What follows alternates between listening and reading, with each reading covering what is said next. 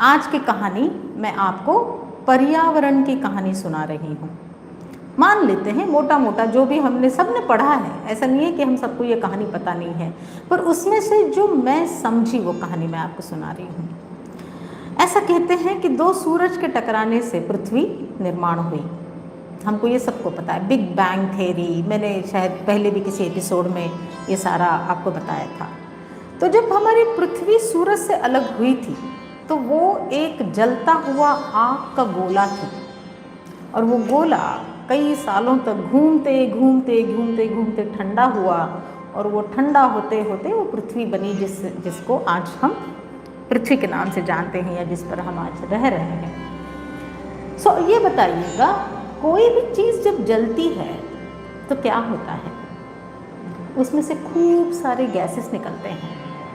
सो पृथ्वी ने क्या किया, वो जो भी गैसेस निकले, कार्बन डाइऑक्साइड निकला, जो भी निकला, उसका एक वातावरण बनाया, वायु का आवरण बनाया अपने इर्द गिर्द। उसके बाद किसी भी जलती हुई चीज़ में से हाइड्रोजन निकलता है। हमको पता है जो सूरज है वो क्या है, हाइड्रोजन और हीलियम का गोला है, और वो बस जो उगलता रहता है, सो हाइड्रोजन और हीलियम निकलता रहता है। सो पृथ्वी ने क्या किया, हाइड्रोजन और ऑक्सीजन इन दो गैसेस को मिला के उसने जलावरण बनाया। वातावरण, वायु का आवरण एटमॉस्फेयर, जल आवरण माने हाइड्रोस्फीयर। और पृथ्वी जो थी, स्पेस में आपको पता होगा, स्पेस में खूब सारी डस्ट हैं। सो ये जो हम मिट्टी आज जिसको कहते हैं, डर्ट आज जिसको हम कहते हैं, वो जो है वो स्पेस से मिला हुआ गोला है। मिट्टी, डर्ट, ये पृथ्वी के ऊपर, पृथ्वी के सतह के ऊपर, पृथ्वी के अंदर ये सब था, क्योंकि स्पेस में ये होता है जिसको स्पेस डेब्री कहा जाता है। सो इससे क्या हुआ, जियोस्फीयर बनाया। उसके बाद अब आप सोचिएगा, ओजोन से कार्बन डाइऑक्साइड से ये सब उसने अपना वातावरण बनाया। उसमें नाइट्रोजन भी डाला, उसमें हाइड्रोजन भी डाला, उसके बाद में हाइड्रोजन और ऑक्सीजन को मिला के पानी बनाया। उसके बाद वातावरण में जलती हुई किसी भी चीज़ में, हमको पता है कोई भी चीज़ जलाते हैं तो हम क्या बोलते हैं, कार्बन डाइऑक्साइड बहुत हो जाता है। सो पृथ्वी ने उस कार्बन डाइऑक्साइड को ज़मीन में फिक्स करने की ठानी। और आपको पता है कार्बन डाइऑक्साइड को हवा से ज़मीन में फिक्स करने का एकमात्र तरीका है, वो है पौधा। सो पृथ्वी ने पौधे उगाए। पौधा क्या करता है, सूरज की रोशनी लेता है, कार्बन डाइऑक्साइड लेता है, उससे खाना बनाता है, खाना अपने पूरे फल फूल पत्ते पौधे इसमें रखता है, और उसके बाद में फिर से ऑक्सीजन और कार्बन डाइऑक्साइड का साइकिल शुरू करता है। सो पौधे बनाकर, छोटे छोटे पानी में जीव बनाकर पृथ्वी ने बायोस्फीयर क्रिएट किया। सो क्या हुआ, पृथ्वी ने स्पेस से बाहर 4.5 बिलियन ईयर्स में से अपने पृथ्वी से बाहर के अंतरिक्ष से पृथ्वी पर क्या आता है, वो सिर्फ सूरज की रोशनी। बाकी सब पृथ्वी ने खुद बनाया। और किन चीज़ों से बनाया, हमारी भाषा में सो कॉल्ड वेस्ट से बनाया। वेस्ट गैसेस से उसने वातावरण बनाया, उसी से उसने पानी बनाया, और वो कार्बन डाइऑक्साइड को हजम करने के लिए उसने पौधे बनाए। नाइट्रोजन को उसने मिट्टी में, कार्बन डाइऑक्साइड और नाइट्रोजन ये दो गैसेस हवा में बहुत है, और उनको मिट्टी में फिक्स करने के लिए पृथ्वी ने मिट्टी के अंदर माइक्रोब्स बनाए।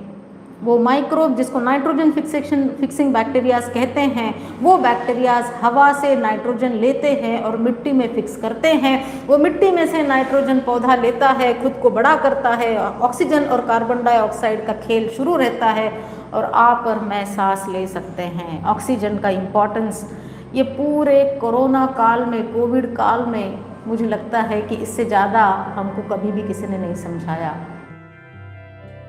ये है पर्यावरण जो हमको देता है, हमको पालता पोसता है, और इस पर्यावरण को पृथ्वी ने सारे वेस्ट मैटर से बनाया है। सारे मिट्टी के अंदर के जीवाणु सारी वेस्ट गैसेस को मिट्टी के अंदर डालकर उसमें से, पौधे में से इस तरह से खाना बनाकर और हमको देते हैं, और हम अपने आप को इस पृथ्वी का सबसे इवॉल्व स्पीसीज कहते हैं, और हमको अपना खुद का वेस्ट मैनेज करना नहीं आता। आप लोग कभी भी ध्यान रखिएगा, कहीं भी किसी भी रिमोटेस्ट कोने में जाइएगा, किसी जंगल में या कहीं जहाँ पर भी जानवर, पंछी, प्राणी, पेड़, इंसान को छोड़ के बाकी कोई भी, समंदर में जाइएगा, इंसान को छोड़ के बाकी कोई भी जीव होगा, वो भी खाता पीता, एक्सक्रीट करता, यूरिन करता है। उसका यूरिन, उसका खाना पीना, उसका वेस्ट कहाँ जाता है? 5 दिन के बाद आकर देखिएगा वो कहाँ जाता है। कुत्ता, गाय, भैंस हमारे शहरों में पूप करते हैं, पॉटी करते हैं, 5-6 दिन के बाद आकर देखिएगा वो पॉटी कहाँ जाती है।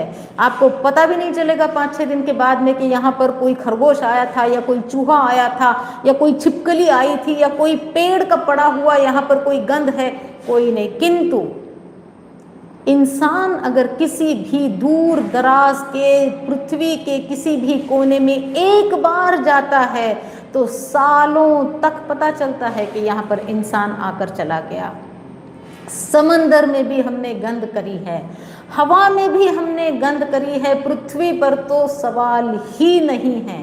इतनी गंध, और हम अपने आप को छाती ठोक कर इस पृथ्वी का सबसे बड़ा इवॉल्व्ड स्पीसीज कहते हैं। सो मुझे लगता है जो सबसे छोटा अनइवॉल्व्ड स्पीसीज हैं, बैक्टीरिया और फंगस, उनको भी अपना वेस्ट मैनेज करना आता है। वो भी मिट्टी में रहकर सिम्बियोटिक रिलेशनशिप में रहते हैं। कुछ खाना लेते हैं, जहाँ से खाना लिया वहाँ पर कुछ देते हैं, उसको कुछ देते हैं, वहाँ से कुछ और खाना बनता है, और फिर वो उनको खाना करके मिलता है। सो सस्टेनेबिलिटी, वेस्ट मैनेजमेंट, ये अगर हम इवॉल्व्ड स्पीसीज, शर्म की बात है, अमीबा, बैक्टीरिया, प्रोटोजुआ, सब लोग अपना अपना वेस्ट मैनेज कर सकते हैं। सिंगल सेल्यूलर जो एक पेशीय जीव है वो भी अपना अपना वेस्ट मैनेज करते हैं, और हम जो इतने इवॉल्व स्पीसीज हैं हम अपना वेस्ट मैनेज नहीं कर सकते। शर्म की बात है। आज आप सबको हाथ जोड़कर मैं विनती करती हूँ, 3 चीज़ें याद रखिएगा जो पृथ्वी करती है: reduce, reuse and recycle.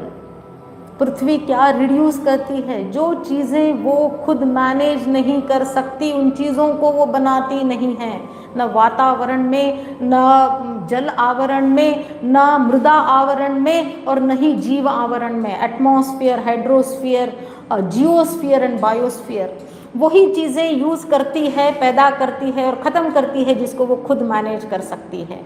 So reduce, reuse. पृथ्वी क्या करती है? उसकी सॉइल 4.5 बिलियन ईयर से वो उसी सॉइल को यूज़ कर रही है, उसी पानी को यूज़ कर रही है, हम उसको गंदा कर रहे हैं। रिसाइकल, सारे गैसेस को वो रिसाइकल कर रही है, नाइट्रोजन को नाइट्रेट बना के ज़मीन में डाल रही है, कार्बन डाइऑक्साइड को तोड़ के कार्बन बना के, शुगर्स बना के हमको दे रही है, ज़मीन में डाल रही है।